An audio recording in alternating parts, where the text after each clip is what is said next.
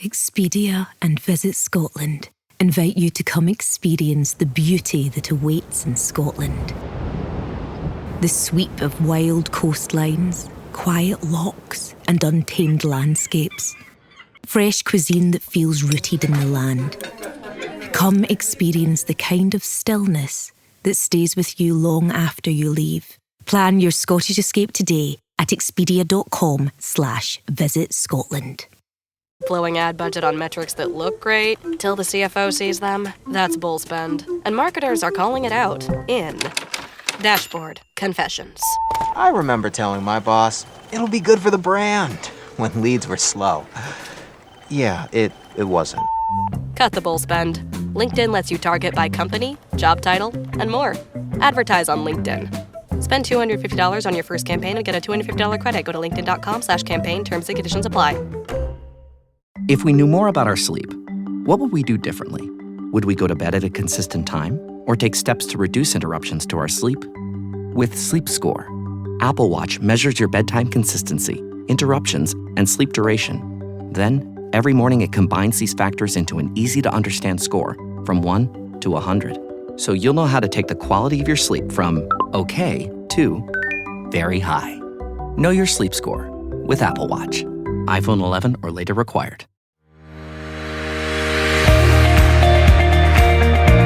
I'm JJ Virgin, PhD dropout, sorry mom, turned 4-time New York Times bestselling author.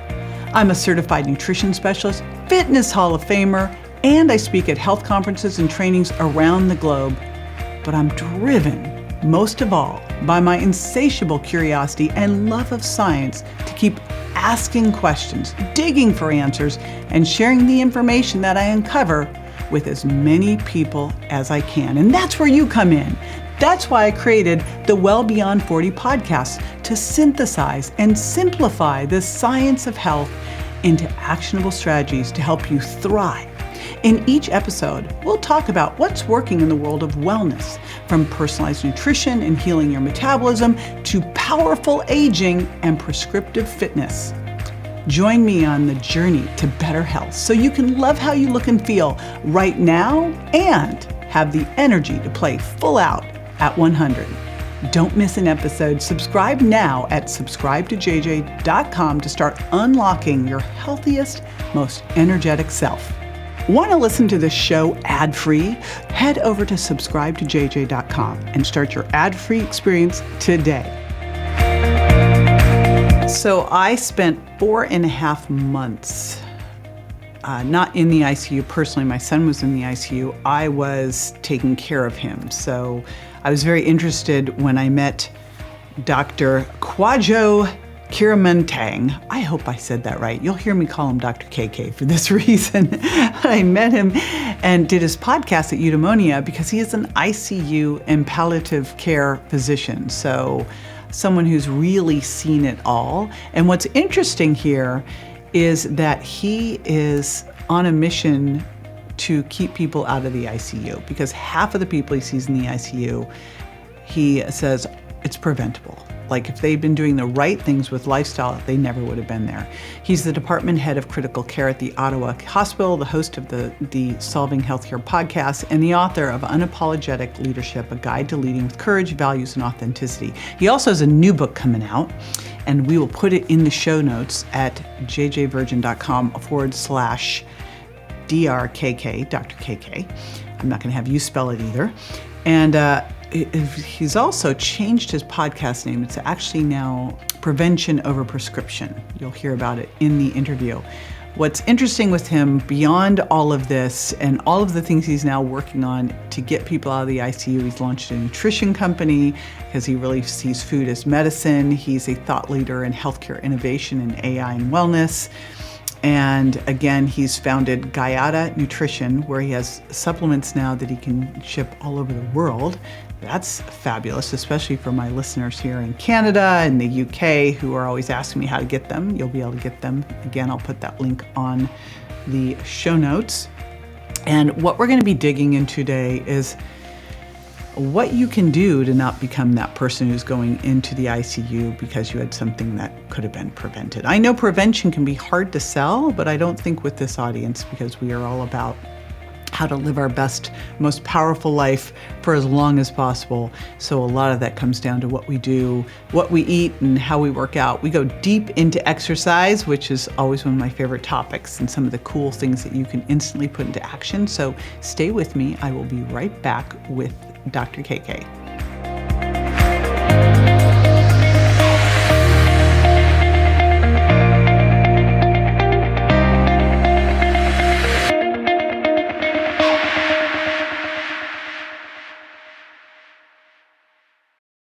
This episode is brought to you by Truly Hard Seltzer. We're always in touch, but nothing beats actually being together. This summer, grab a Truly Hard Seltzer. Light, bubbly, fruity, and make your dreams come truly. Truly is the official hard seltzer of U.S. Soccer. Visit trulyhardseltzer.com/locations to find Truly near you. Hard Seltzer Beverage Company, LLC, Boston, Massachusetts. Hard Seltzer, 5% alcohol by volume. Please drink responsibly. 21 plus only. Dr. KK. I know you want me to say your name like 3 times fast. Maybe not. But great to see you, JJ. It was very fun hanging with you at Eudaimonia and doing the podcast with you. Your podcast, which is now, what's the name of your podcast now? You renamed it? Yeah, Prevention Over Prescription, JJ. All right. So good, because you are an ICU physician who's trying to get people to never see you. Mm-hmm. Yeah, what a great job proposition for you. Yeah, I mean, a lot of people say, like, you're going to earn yourself out of a job. But honestly, when you see so many people, JJ, coming into hospital with preventable disease, and you see the amount of suffering associated with landing in ICU, you really want to provide people with the tools to avoid seeing someone like myself. How much of what you see, because I would imagine you see the broken leg, right? Or, but how much of what you see is preventable? Yeah, good question, JJ. Like, the examples are the ones that aren't preventable. We see a lot of car accidents, aneurysmal bleeds, some cancers that are just due to bad luck. But I'd say we're talking close to 50%. When it comes to metabolic disease, it's certainly in the realm of 33 to 50%. But from preventable disease, like from lifestyle choices, including smoking, it's significant. And I can't reinforce, JJ, how devastating it is to land in ICU. And when the patients land, when we see our patients, it is usually a protracted, a long admission. You have pain, you have suffering, you PTSD, anxiety if you survive. You are a shell of what you once were, because a lot of our patients aren't fit like yourself. They're not coming in with a great baseline. And so going through all this, functionally they're poor, and their families are involved in terms of trying to be there for their families, and so they're taking time off work, and so it is really a devastating event that can happen for a family. And so when you add it all up, plus my research area was in cost savings in healthcare. If you were land in an intensive care unit, whether it's Canadian or in the US, that's on average at least $3,000 a day, minimum. First day being like close to $8,000 to $10,000, depending on what you're admitted for. And so when you add it all up, it is so important to try and avoid landing in hospital, landing in ICU. So we are ultra passionate about giving people the tools to avoid getting sick. Yeah, what you don't know about me is I actually spent 4.5 months in the ICU with my son. So I know of what you speak, and it was pretty amazing to see. And here's what was the craziest part of it. Now, you said something I'd never thought about before.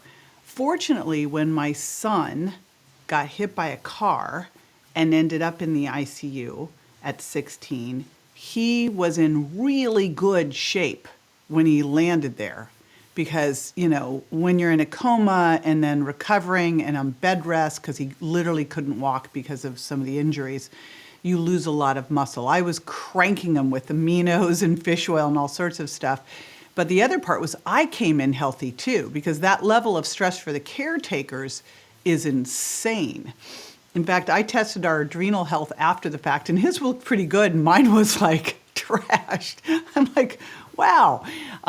So you don't think about the fact that, you never know when these things are going to happen. And if you do have to go to the ICU, you actually want to go in as best shape as possible. But if you were in as best shape as possible, it sounds like half the ICU cases probably wouldn't even be happening, which is also like something we'd really want. There's always going to be a need for it, like, saved my son. But what we don't want is it to be an unnecessary situation with diabetes or a stroke or heart attack that could have been prevented. So when we walk down that path, and I know prevention is like the least sexy thing out there.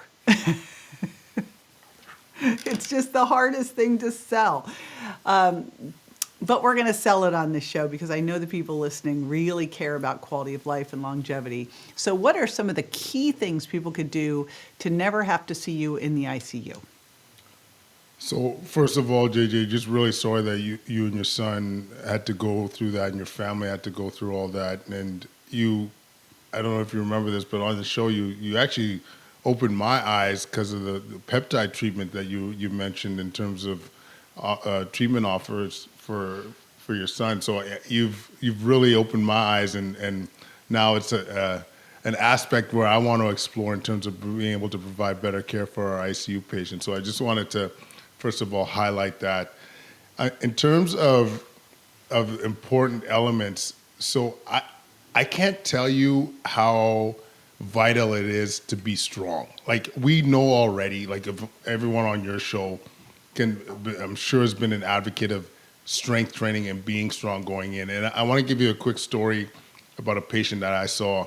He's a guy in his 70s, giving me permission to tell this story. And he had unfortunately had a cardiac arrest. He passed away for a period of time, but luckily his wife was a nurse, so gave him CPR right away.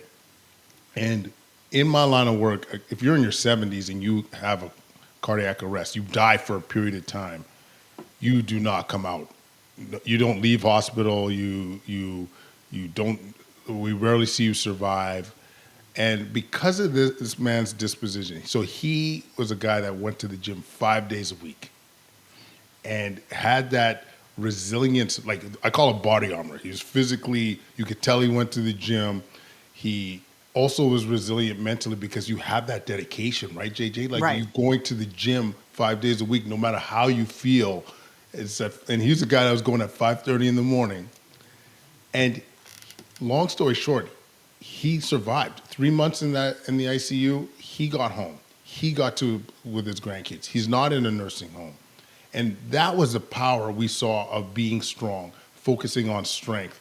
It was such a motivator for not only the staff, but the patients around, because he was walking on a ventilator. I want to repeat that, folks. On a ventilator, he was walking. Okay, like, that was the power of being strong. And I see this routinely, and it's funny. People find this a bit odd for me to say sometimes, JJ, but in ICU, it's actually quite hard to die. It's the machines work very well that keep your lungs going, that keep your heart going, your kidneys. And what it ultimately comes down to is quality of life. And being strong will allow you to get back to that quality of life. And this is why I mean, we all go to the gym for different reasons, but it's just an additional motivator in our house, JJ, to stay strong. Because when we have to go through that illness, when we have to go through that unfortunate scenario, we want to be ready. And one more story, and we could talk about other means afterwards, but Cindy Hooper, who unfortunately recently passed from her pancreatic cancer, but she was diagnosed in 2013, and super active, triathlete, goes to the gym on a regular basis. She ran or participated in an Ironman triathlon while on chemotherapy. As far as we know, is the only person to ever do this. And that was the foundation of staying strong, to be able to do that and survive so many years, over 10 years with pancreatic cancer because of that foundation, mental and physical. So lots of reasons, tools, but I just wanted to really highlight, JJ, the importance of staying strong. Well, and funny note, like we first saw each other at the gym. So we both do what we say. But you mentioned something important about being strong is the benefits go beyond just you're stronger physically. It's like when you do hard things, you can do hard things. And you talked about the guy with the ventilator. We started having Grant do stuff, and the physical therapists at the hospital like, oh, he can't do that. And so we literally got to take him on a day pass. We took him out to the hotel, to the condo I was renting, swimming pool, which was an Olympic-sized pool, and videotaped him doing it because they wouldn't let him get in the pool. I'm like, watch this, perfectly synchronized. So we would just kept pushing him on things more than they would let us do because I was like, you're never better than when you're challenged. And we've got to be able to face hard stuff. And I just love that this woman went and did this, and just where people would use things as excuses. I always say that quite often that why you think you shouldn't do it is the actual why you should be doing it. The why not becomes 100%. The why. And granted, she was probably killing off a ton of cancer cells when she was out there doing it. Yeah, this was one of those moments where when I'm at the gym or I don't feel like going to the gym, I would often think of Cindy Hooper. I would think of her, and if Cindy was willing to do it and while on chemotherapy and radiation, I could do this. Yeah, quit your whining. 100%. No kidding. Okay, I have to ask you before we get on to more of the actual health stuff, because I'm just curious about this, because I know what happened with my son. Since you've been around people who have died and come back, and this is a total segue, this has totally got nothing to do with what we're talking about, but any near-death experience stuff that you've heard or seen? So I also work in palliative care, and I'm around death and dying a lot. And I've never heard from a patient of seeing the light or any kind of moment like that. But there are times, JJ, it's hard to describe that. Sometimes when you're in a room when a patient's actively dying or they pass, sometimes there's this, a general feeling. It's hard to describe. Some people will say it feels like a spirit is in the room or left the room or something. And I haven't experienced this with every patient or every circumstance, but sometimes there's just it feels like there may be a presence, and it's tough to quantify or to describe, but yeah, to answer your question directly though, I've never heard from a patient that I've been involved with that, I saw the light or anything like that. But one thing I do see very frequently, JJ, is that patients know when they're going to die, which is often a bit spooky because sometimes they'll look fine and they'll go to you like, Dr. K, I'm going to die tonight. And as a young doc, you'll be like, oh, no, you're fine. Your vitals are good. Things are fine. And that night they'll die, or the next day they'll die. You see some fascinating things in this line of work. When Grant was able to finally start talking again, he told us about the gray man. He told us about all the places he visited in the hospital when he was lying in the coma, and described exact situations that he never would have known about, like where we were sitting, what we were wearing. I'm like, okay. And then he described the gray man, being on the other side, what it was like, being given the choice by the gray man, and deciding to come back because he kept hearing, because I would sit and talk to him in the ICU. So I was like, there's definitely something more out there. That's all I know. Because he says no space, no time, and it's just beautiful. So let's go back over to the health stuff. So being strong, which do you have any specific recommendations that you like to give patients? Do you get the opportunity to give patients these recommendations, or are you just like getting them out of the dire straits? So, JJ, this is one of the gifts that has come to me recently. So, to answer you directly, no, my patients I don't get to have that conversation with patients most often. Often they're unconscious, often they're delirious, and they're not aware of their surroundings. Occasionally, I've had once a patient ask me about ketogenic diet. The patient was morbidly obese, and I was so encouraged that they were willing to look at lifestyle modification. So I threw them a bunch of resources because that was of interest. But the gift of the last few years, JJ, of being able to have platforms to advocate for some of this stuff has been an absolute blessing. I can't tell you, I mean, you know this because you live it, but how rewarding it is when someone comes to you and say, my mom now is no longer on diabetic medications. My mom now is like down 10 pounds and is physically stronger. So you could see her bicep. Like that to me brings me so much joy because you're changing a complete trajectory of someone's life. And in the ICU, it's one-to-one, right? Where when we're doing right now is getting to thousands of people. And whether it's half a dozen, whether it's 100 of them that this lands with, it's so beautiful. It really is inspirational to me. So to get to your question, so I basically like to, when people I get a chance to talk about this stuff, either on our show or when people track me down, I like to really try and meet them where they're at. And I think one of the things that is the most important thing when it comes to getting strong is personalize it. You know, some people are afraid to go to the gym because they're intimidated. So what are the body weight exercises that you can do? And I'm personally a believer, if you ask me what I think is the most effective 80-20 of getting strong and staying physically active, I'm a big fan of compound lifts. Like, I think there's just huge bang for your buck. You squat, you deadlift, you press, you hinge. There's such beautiful exercises that in fact involve your whole body, right? And depending on what your goals are, like I'm a big fan of 5x5, so just incrementally increasing that weight. So you're aiming for 5 sets of 5 reps. As I've aged, I've actually, in terms of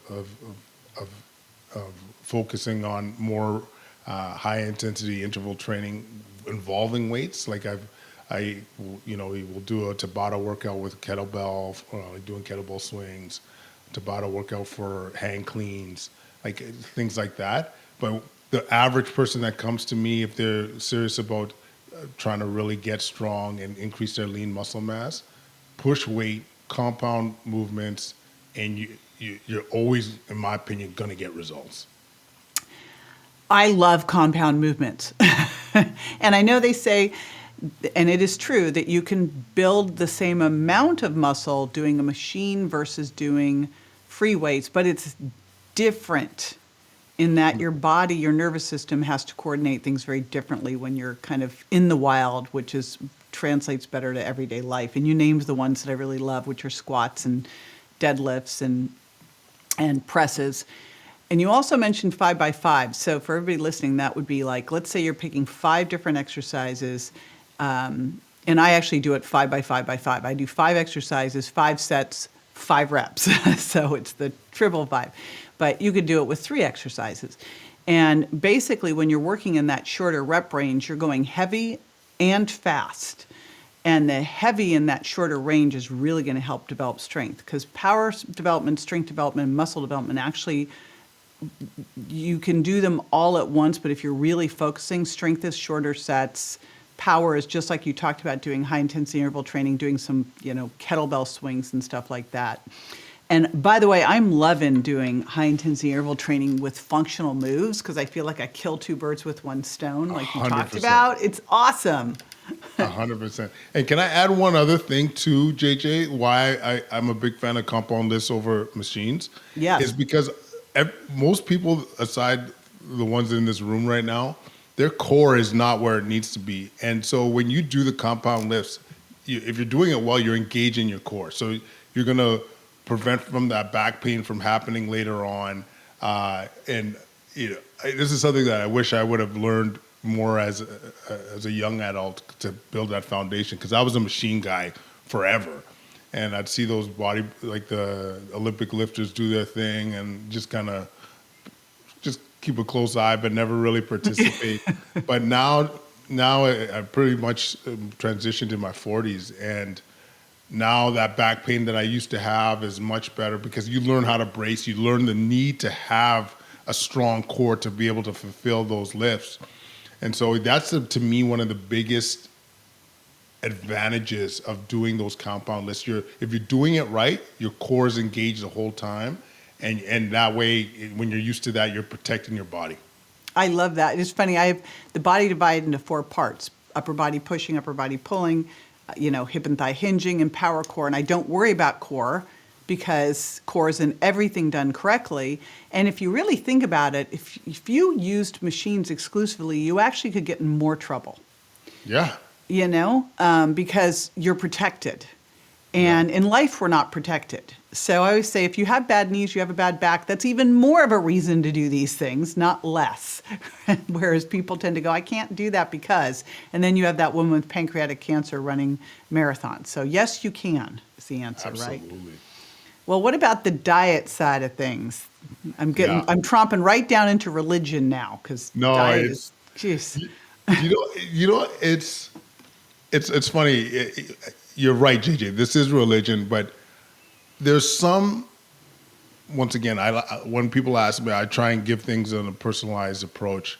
But to me, the one that is non-negotiable, as far as I'm concerned, is protein is king or queen, whatever you want to call it. Like, protein is the most magical lever that we can be leaning into, because everything gets better when you focus on protein. Everything.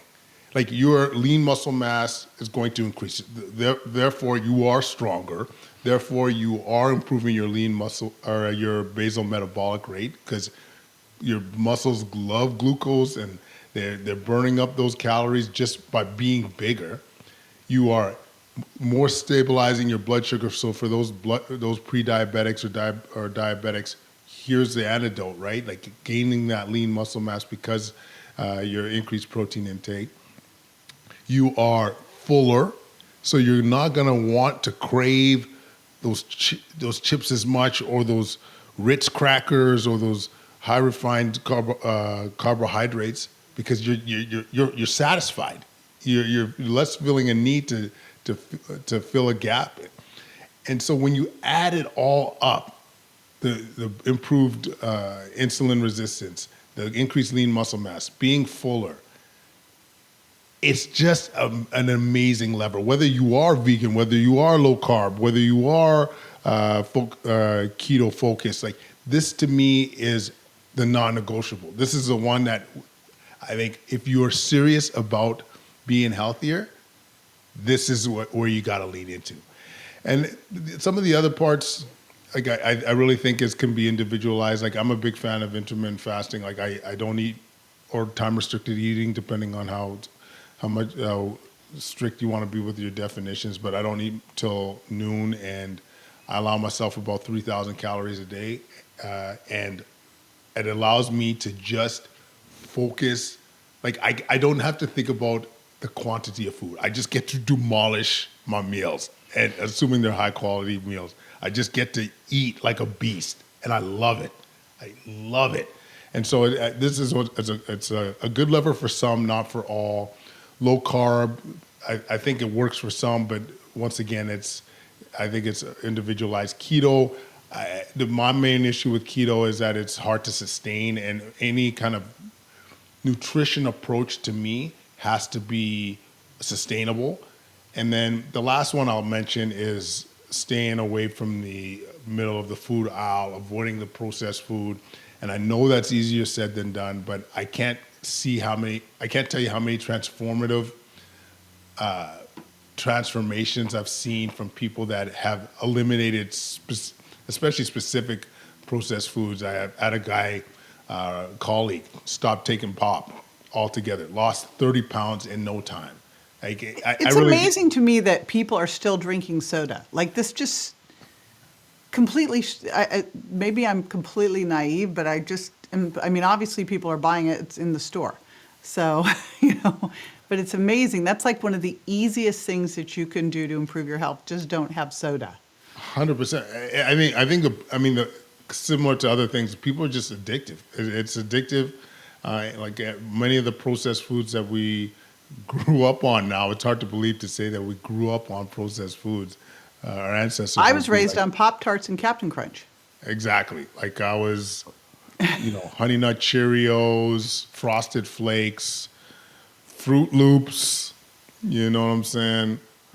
Pudding, Jello pudding. Yep. We were overly processed. And now I think we're really seeing, I don't know if we were going to get into this a bit, JJ, but I can't tell you how exciting it is to see that people are really starting to question this stuff, like what we're feeding ourselves, whether it's how things are hormone modified or how what these ultra processed foods are actually doing to our health, mentally, physically. Like seems to be almost like a revolution happening right now, and it totally excites me. I'm sorry if I'm digressing, but I think a change is coming. This spring, Uber Eats has you covered. Whether you're celebrating mom, dad, or your favorite grad, not all of us are great planners, and with the Uber Eats gift hub, you don't have to be. Send flowers, perfume, champagne, or just their favorite meal straight to their door. Gifts arrive in as little as 25 minutes, and you can add a personalized video message for that additional so not last minute touch. So this spring, get a leg up on gift giving with Uber Eats. Last minute gifts that land every time. Must be 21 or older to purchase alcohol. Product availability varies per region. See app for details. You mentioned protein as this foundational piece. And then the other things to me are tools. And you might need to use keto temporarily for something or long-term for cancer. But, it's like you look at these things and go, I used keto when my son had the brain injury. It's like you use some of these tools for what they're needed for. Doesn't mean you're going to use them forever. Like I see carnivore as a great food elimination diet, but not a forever diet. So there's all these tools out there you can use. The one I don't understand at all is this use of low protein for longevity. That one completely flies in the face of everything. Let's lose our muscle mass and live a long time. The two don't go together. So that one I don't like. I think you kind of were tipping your toe into something, and I've sort of looked at this whole thing and go, I really am not interested in not being controversial anymore, and I don't understand how health is political. This is the weirdest part. But I am very excited about the fact that we have this MAHA movement. I don't know why people think this needs to be political. What it's really saying is, hey, we need to look at what's in our food supply. We need to look at what's going on with our health care. And yes, we do. And our food supply, just looking at, and I'm assuming it's the same in Canada as the US, I don't know. But they're pointing out that there's all these foods in the United States that are outlawed in Europe. And they actually started to show back in, the 50s and 60s what the foods looked like. The fact they were in boxes or they were in cans or they were in glass jars, and now everything's in plastic. And everything has been changed from regular cane sugar to high fructose corn syrup, just garbage all across the board. Is it the same in Canada? Unfortunately, it is, JJ. And I don't know if you were early to the game with this, but I'm consider myself late to the game to having this aha moment of there seems to be a lot of reason to be concerned. I'll put it that way. I did a show with a nutritionist from the UK, and they were talking about how exactly what you mentioned. There was some processed items that were banned in Europe that we're giving to our kids in their cereal and so forth. It's crazy. Do you remember when you were a kid, when you would have you buy a loaf of bread, and I don't know how long it would take before it got moldy, but it wasn't very long. Right. We've had bread in there in our house, it's like 3 weeks, 4 weeks, and there's not even a glimmer of mold. I'm like, this is fishy. Yeah. Like, like there's something not right here. And what was fascinating about this interview with this dietitian is she was saying anecdotally, I don't have evidence to support this, so just keep it with a grain of salt. Less asthma, less autoimmune disease, less gluten intolerance, kids less medicated. Like, there's something off. I'm just going to say this. I've been saying this for a while, not as much publicly, but there's something off. Like, I went to a little kid's party, a sleepover, and 75% of the kids were medicated for ADHD. I'm like, there's something not right. We can't think to ourselves that, oh, we're better at diagnosing this. Oh, we're just more aware. Oh, like there's something. I know it in my core, JJ, that there's something that we're doing at a societal level that is not jiving. It can't just be our awareness. Right. And so I think this idea of really reevaluating how we're feeding each other, and I'm a believer of food as medicine, man. Like it is.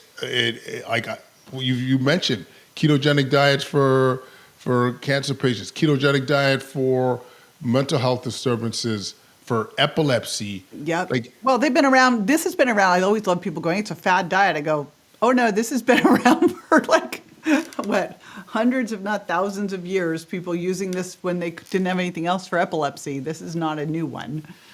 Exactly. And so, like, for us to think of when we know there are therapeutic options around food, to think that, eliminating or to think that our current food supply might be harming us is not a leap by any means. It's an obvious conclusion. And I mean, okay, so ADHD, you could say, oh, we just didn't know it was there before. I think we would know if autism was there. Like, that's a little more obvious. And clearly that has increased exponentially. So, there are a variety of things, everything from the pans we cook in and, the water supply and the food, like it goes. Microplastic stuff. Like, yep. I remember people talking about this ages ago, and I thought they were a little woo-woo. There's a New England Journal Medicine article, I think about 3 months ago, showing there's microplastic. I believe it was in their reproductive organs, if I'm not mistaken. But it's like, that is wild. Have you tested yours yet? No, we just tested our microplastics. So, I think of the years. Well, first of all, in the 80s, I had a Diet Coke problem. I still remember in my teenage years, my mom would not bring this into the house. Even though she fed me Pop-Tarts and Captain Crunch, she didn't believe in artificial sweeteners. So I would walk all the way down the hill to get Tab to bring it all the way back up the hill, which is like, a mile down, a mile up to get Tab, but with my allowance. But, I went off to college, and then afterwards I just was hooked on Diet Coke. I would buy 2-liter bottles of Diet Coke. And then all that, when everyone switched to buying water, I still remember when no one carried a water bottle around. Like, no one ever did that. Now all of a sudden you have all these plastic water bottles and years of drinking out of plastic water bottles, thinking nothing about it, freezing them, right? And then I'm always amazed when you have something at the store that says microwave ready, and it's in plastic, and you're like, what are you doing? Like, it's crazy. Honestly, and my mom, rest in peace, was always being a big component of why you putting that plastic in the microwave. You know that ain't good for you. And like, as a kid, you're just like, relax, mom. Like, everyone's doing it. But in hindsight, she had a lot of moms are always right. That's pretty much the best way to think about it. But it is crazy. So we just did, Brian Johnson, who I just think is fascinating, sent out a thing that he had a microplastics test. So I'm like, okay. And Tim and I weren't the lowest, but we were the second one up. And, then it's like, all right, now what? We're doing all the things, but I think all I can tell is that sauna is going to be one of the best things to do. I mean, you wouldn't have a way of seeing microplastics in ICU and surgery and stuff, I'm assuming. I mean, this is JJ. I'm just learning this for the first time that you're measuring it through blood work. Like, I'm fascinated about this, and I mean, I feel like right after this, I'm gonna have to go jump in the sauna. But I do think, I mean, the evidence for the sauna and longevity is pretty solid. But I do wonder about, is that one of the added benefits? Like, clearly it sounds like you're a believer that like this detox phenomenon from sauna use is part of the value in terms of longevity. No question. And that's why we actually have two different types of saunas here. We have the one that fast heats and heats up higher. And then we have the one by sunlight and the infrared so that we can do both. And I literally have just taken to working in the sauna because I'm just like, I think the more the better. Like if you look at the healthiest countries, the thing they have in common, everyone's always trying to say it's this, it's that. I just got off with Dr. Gundry and he was telling me like some of the things that they really have in common, which it's not a vegan diet, by the way, hint, hint. But one of them is always like, contrast therapy. They do hot and cold and they do a lot of sauna. Sauna to me makes a ton of sense. I love it. It gives me more excuse to spend time in. Yes. We put a sauna in our crib about 4 years ago, and it's been such a godsend because at this time, where I am at in Ottawa, I could point the camera out in terms of the snowiness, but I'm trying to think the conversion in well, see, Fahrenheit. you can do heat and cold -9. contrast. You can do it easily. Yeah, you just step sauna, outside. Go outside. Yeah, like today it's -9 Fahrenheit. You know what I mean? Yeah. Jeez. Hence the turtleneck. So I know. I'm sorry. I'm in a sleeveless here. No, in Florida. no, that's good. It gives me something to aspire to. Spring is coming. How do you see like turning this all around? I mean, you've got 50% of the people coming into the ICU.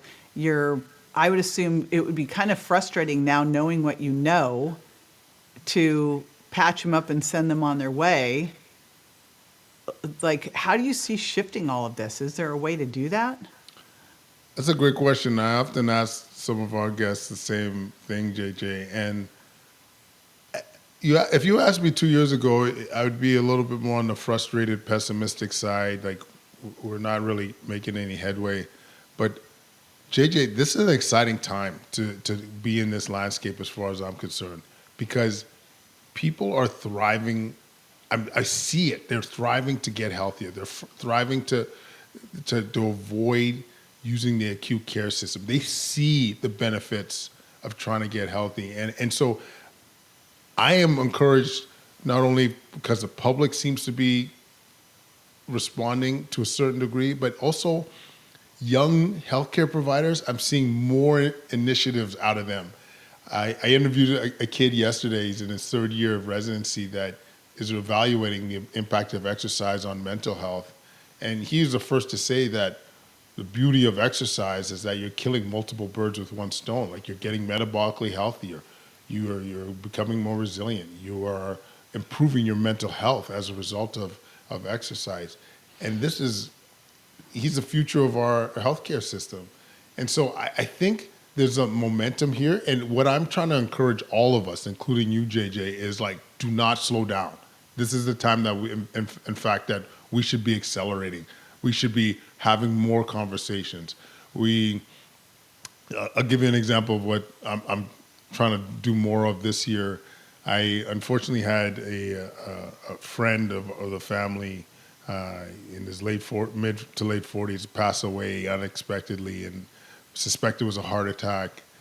And to me, it was just another reminder that we need to get that word out there. We need to be promoting healthy living. So I was offering to the local businesses, going to be doing a presentation at a school on the importance of staying active and being healthy, and why seeing someone like myself or my colleagues in the ICU is not a good thing. And I just think we need to put a little bit more of our foot on the gas right now. And I actually think it's going to pay off in dividends. And This is leveraging social media, leveraging podcasts, leveraging AI and ways that people can to make their lives easier, create those healthy habits. I really think this is the time that we get to push, and people will respond. So how would you leverage AI, since you threw that provocative statement out there? So there's several. Like one of the things that we help develop with Guyata is we have a food app. So it's basically a food coaching app. You take a picture of what you're eating. You're worried about this label. You take a picture, and you get feedback. You're saying like your goal is to get to 150 grams of protein. By the way, you should maybe think of replacing that yogurt with Greek yogurt. Like giving that feedback to folks that really and trying to encourage them to make healthier choices and to be able to track their macros. Using AI and giving little nudges and being like you already get this sometimes through your Apple Watch or whatever smart device you're using, saying, hey, you're on a streak of 6 workouts this week. You one more and you got a perfect week. So how about we get you going? There's going to be the aspects that I think I'm not an expert on this yet, but I will be more in tune with this in terms of personalization and really getting a sense for what exercises, what foods do you best respond from. I think you're going to be able to get biofeedback from whatever wearable you might be wearing. You might be able to, by the time I'm going to say in the next couple of years, I believe you'll probably even get glucose feedback, like continuous glucose feedback on a wearable. And so like all these things, I think, where you're measuring, you're getting that feedback, that to me is where I think AI can help out. And the one last one too is sometimes just leveraging AI, whichever one you use as a coach. Like you could have conversations with your ChatGPT or your Claude saying like, I've had a rough week. I'm thinking about making something. What do you think? And getting that feedback in terms of what would be an optimal choice. So I think it's an exciting time overall with AI. It is interesting. I have a longtime client. Like off and on, I've worked with this guy for probably 15 years. And the last couple of years, I was like, you need to power up your resistance training. You're getting sarcopenic. He'd always been more on the plant-based side of things. And he just was doing more on the yoga. I was like, you got to lift like way up your weight training. I contend that as we age, we've got to do more, not less. Like people tend to taper off and take it easier. I'm like, oh, no. It needs to be just the opposite. Like I'm working out harder now than I have in my 30s and 40s. And so we started doing all this stuff. I gave him all these things and had him tracking his food on his app. Well, he threw it all over into ChatGPT. And he said, they redesigned my smoothie. So ChatGPT redesigned a smoothie to have the protein that I wanted him to have. It checked his meals and told him which modifications to do. I'm like, are you kidding me? Told him, like, if you want to gain this much muscle, because he's like, I want to gain this much muscle under this time. What is it exactly I need to do? Gave it to him. I'm like, kind of blew me away. I've been using ChatGPT and Perplexity, but I didn't realize it could do that. So, and it's only going to be able to do more, JJ. I could talk your ear off on that, but it is exciting times. So, in terms of supplements, where do you see the big? Because I'm a big fan of supplements. However, they are supplements, like diet first, then add supplements. I do not believe that you can get what you need from diet alone. So which are the big supplements? What are the gaps you see out there? Yeah, great question. So in terms of the ones that I think are no-brainers, vitamin D, especially being in a northern climate for us, being dark-skinned, I think that one's a no-brainer from my perspective when we're talking about immune health, bone health, it just makes a lot of sense. It's cheap. It's available. To me, this is probably the easiest one to convince folks on. I think is the vitamin D supplementation.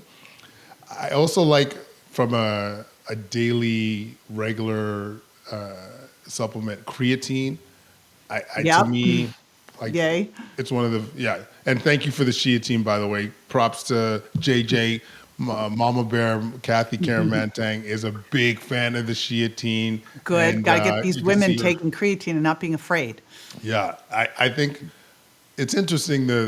I'm excited to see more of the creatine movement. It's, as many of your listeners have heard, one of the most safe, well-studied supplements that you could take.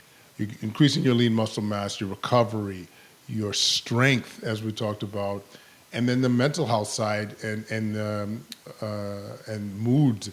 Like there was a study recently that I saw on social media. I haven't dove into the paper, but it was creatine with cognitive behavioral therapy versus just cognitive behavioral therapy on its own, and those that took creatine had better results.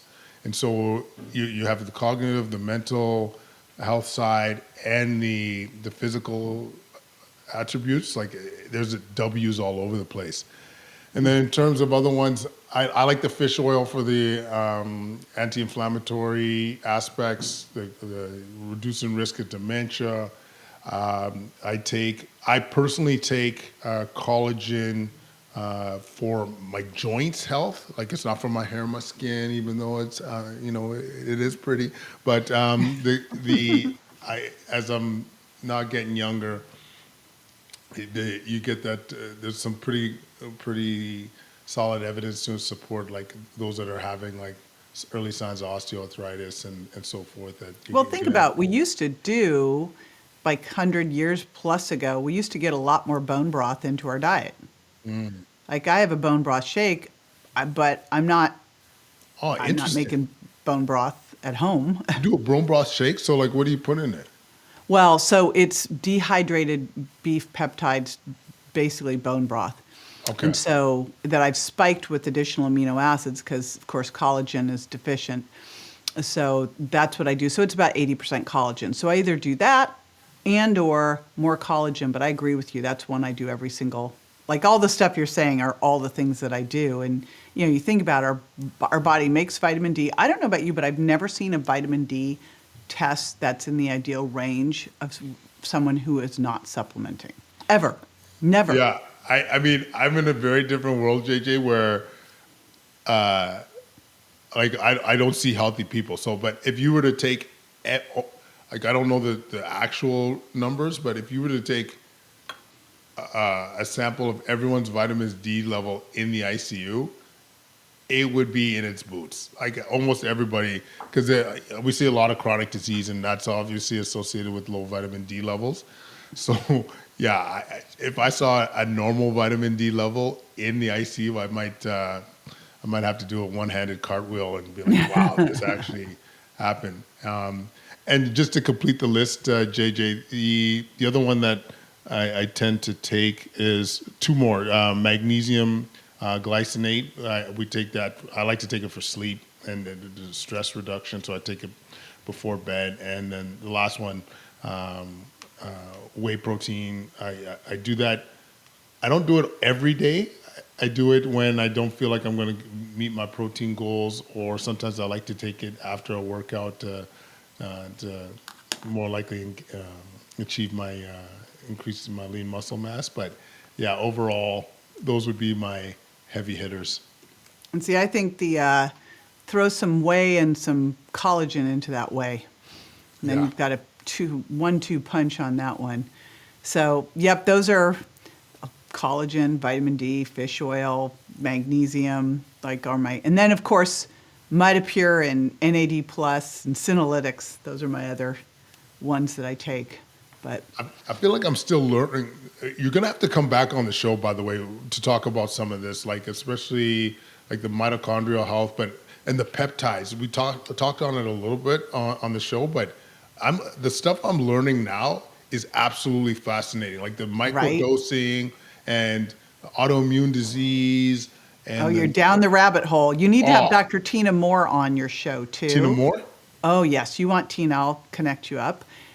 She's really, really smart on how to microdose GLP-1s. It is going to come out. Like, there has been the weirdest thing out in our world about these peptides and the backlash against them. And all I can figure, I'm going to sound like a conspiracy theorist, but when you take these peptides, it can get you, and not at the dose they're recommending, at these low doses like Dr. Tina teaches, reduces inflammation, improves insulin sensitivity, has a whole host of benefits, autoimmune, cardiovascular, like they, I mean, it just goes, the list goes on and on. Brain function, which is why I started giving it to my son.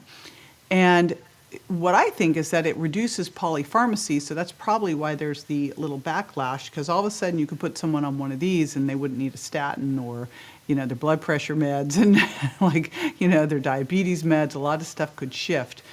So I think they're really interesting, used in a very different format than the drug companies are doing. And there's so many more peptides out there, like BPC 157 and you're going to go down the rabbit hole. And I also found a great company for oral peptides that have some that really can help you build muscle called PeptiStrong.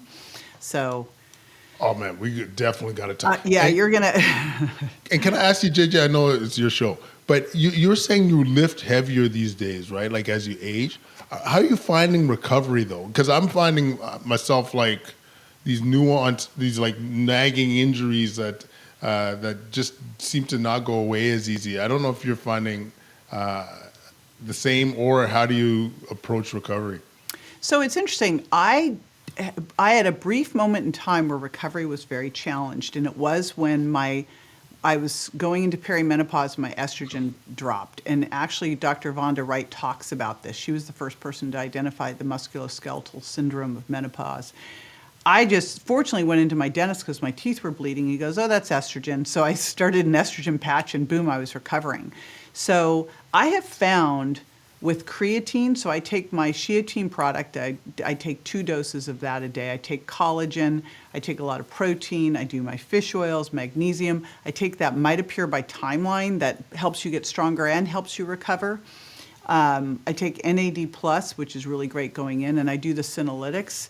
And honestly, I'm not having any trouble recovering. And what I've really focused on in resistance training that I think has shifted over the years is I'm focusing a lot more on strength and power.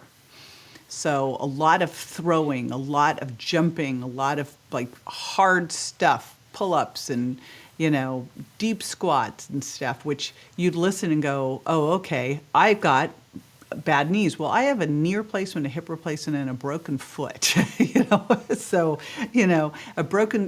things from being a dummy in my early 20s and late teens, doing sports I shouldn't have been doing, like acrobatics and ballet. But, keeping strong has allowed me to be able to not have to have that knee replacement for 30 years. So I think that we've got to push ourselves more. I also find that I do heat post-exercise is anabolic. So getting in the sauna post-exercise can be great. Cold pre, you don't want to do cold too close after because it actually can block muscle protein synthesis. But I'll do a hot and cold contrast in the morning before I go work out. And then here's my secret to helping me recover. So good sleep, and 1 day a week I do yoga. Kicking and screaming, I drive myself over to that yoga studio because I do not like it at all. I do a hot yoga class, and I think that really helps a ton. Oh man, we're cut from the same cloth, JJ. I do the same thing. One hot yoga class. I also done this. Have you ever done fascial stretch therapy before? Have you? No, is that like I don't know what it is, so I don't know if I've done it. Yeah, it's basically a professional that stretches you, like oh. Yeah, and like just beyond the limits that you feel. Is it like PNF stretching? I used to do that when I was a trainer to my clients. Those poor people. I don't know what that is, but it sounds. It sounds. It's like where you actually, there's a way that you can trick the body to allow you to stretch deeper than you'd ever be able to stretch. Oh, when you like put more pressure on that. Yes. Yeah. Well, it's I would say it is similar, actually. Yeah, it is similar. But yeah, my personal trainer introduced me to that and definitely got me being able to touch my toes again. So it's Nice. yeah. I also, we try to get a massage at least every other week. We try to do more like once a week. And I have this thing at home that also helps with recovery. It's going to sound ridiculous. So we went to Seoul, Korea 2 summers ago, and I was just blown away by them. First of all, I never saw one overweight person while I was there. Tim saw one. I didn't see any. Everyone was super active. Everyone was moving and walking. And we went to the gyms, and both hotels we were at had huge gyms connected to them. And everyone was wearing a uniform, like a PE outfit. And there were all different ages there. There was like 20-year-olds all the way up to like 90-year-olds at the gym, which shocked me. And then they were doing all this stuff. And then they were sitting over, and they had like what I always thought was the figure salon silliness thing, that band that goes around your hips that vibrates you. Yeah. And we were laughing doing social media stuff, so we went, we'll go do that just to get some great social media pictures. Well, it felt so good. You can put it on your hips, you can put it on your shoulders, on your thighs. I'm like, this is the greatest thing ever. It's the ultimate lymph mover. And so I bought one. They're like $150, and they're amazing. It's this thing. I mean, it looks like the old I Love Lucy figure salon thing, but it really is amazing for recovery and getting things moving again. So I think that plus sauna, and you're, perfect. Yeah, no, a lot of takeaways for me because, I'm kind of recovering from a hip flexor injury right now, so it's front of mind. Yeah, when you think about how you get injured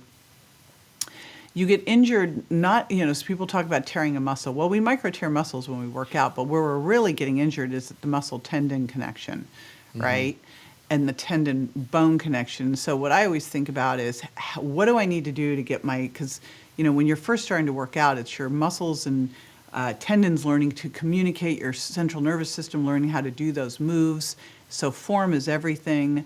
And then after that, it's your connective tissue getting strong, and then it's your muscles. So you don't want to ever push it past what your connective tissue can do. So I kind of watch myself as I'm working out, and I use speed as when I'm starting to get to failure. Because if you're trying to push to failure, a lot of times you'll push in poor form. If you're using good form, you can tell when you start to get there because you just lose your speed. Yeah. So I just use speed as that indicator. And then something I learned from Gabby Reese, and I thought that's the smartest thing I ever heard, is after she's done a hard workout and she's fatigued, she does balance work. Because think about it, when are you going to get hurt? When is your balance going to be a problem? Not when you're like peppy, it's when you're wiped. Yeah. So she does balance work when she's fatigued to really help her body too. And I think that has a lot of merit. So throw that into the mix. Because I know you need more things to do. But it's that's gold though. Like because the timing is good, and it's something that we all need to work on in general.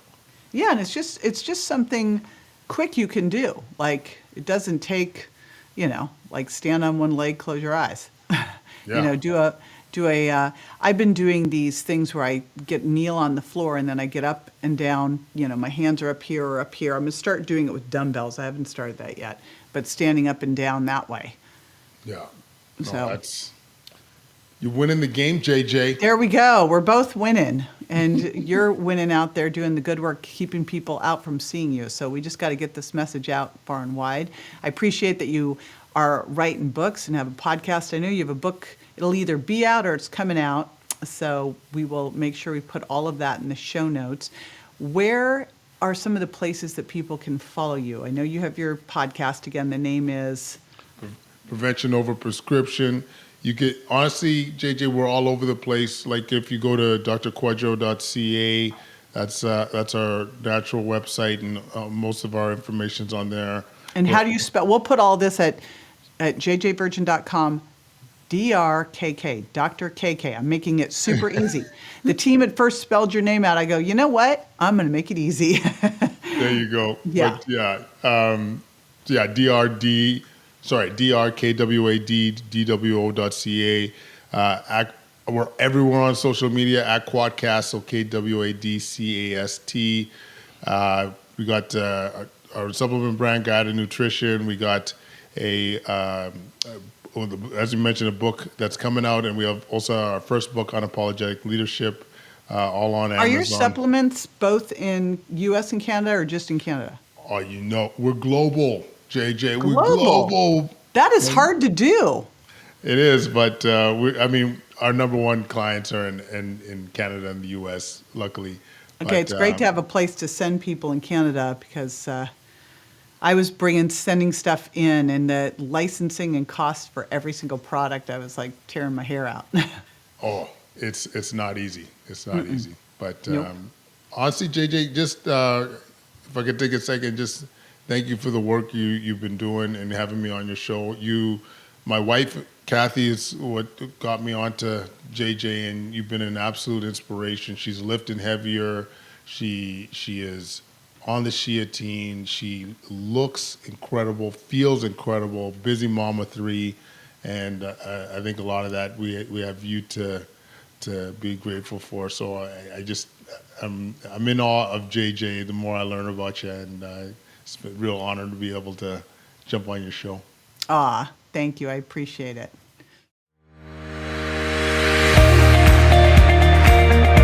Be sure to join me next time for more tools, tips, and techniques you can incorporate into everyday life to ensure you look and feel great and are built to last. Check me out on Instagram, Facebook, and my website, jjvirgin.com, and make sure to follow my podcast at subscribetojj.com so you don't miss a single episode. And hey, if you're loving what you hear, don't forget to leave a review. Your reviews make a big difference in helping me reach more incredible women just like you to spread the word about aging powerfully after 40. Thanks for tuning in, and I'll catch you on the next episode. Want to listen to this show ad-free? Head over to subscribetojj.com and start your ad-free experience today.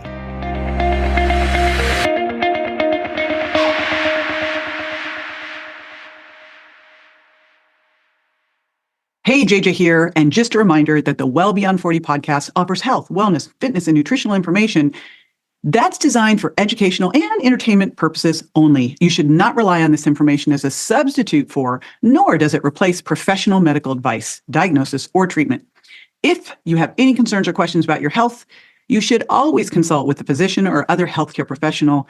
Make sure that you do not disregard, avoid, or delay obtaining medical or health-related advice from your healthcare professional because of something you may have heard on the show or read in our show notes. The use of any information provided on the show is solely at your own risk.